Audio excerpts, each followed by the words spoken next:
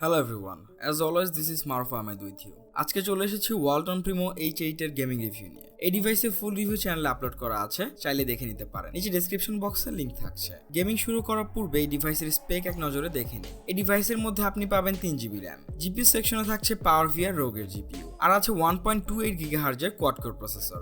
7000 টাকায় 2 এবং 8000 টাকায় 3GB RAM এর ভেরিয়েন্ট পাওয়া যাবে। যাই হোক, সব মিলে গেমিং পারফরম্যান্স বাজেট অনুযায়ী সন্তোষজনক। এর মধ্যে যে গেমসগুলো খেলেছি সেগুলোর নাম স্ক্রিনে এবং ডেসক্রিপশনে পেয়ে যাবেন। এটা কিন্তু পাওয়ারফুল কোনো গেমিং ডিভাইস না, তারপর আপনি এই ডিভাইসে খুব সহজে গেমিং এর কাজটা চালিয়ে নিতে পারবেন। লো থেকে মিড লেভেলের গেমস প্রায় সমস্যা ছাড়াই চলবে। আশা করি গেম প্লে দেখলে আপনারা একটা আইডিয়া নিতে পারবেন। গেমিং এর সময় আমি বেশ কিছুটা হিটিং আপ ইস্যু খেয়াল করেছি। আমি সাহস করে এই ডিভাইসে অ্যাসফল্ট 9 প্লে করেছিলাম। আমি শঙ্কায় ছিলাম চলবে কিনা। হ্যাঁ চলেছে, কিন্তু ল্যাগিংস এর পরিমাণ বেশ ভালোভাবেই বোঝা যাবে।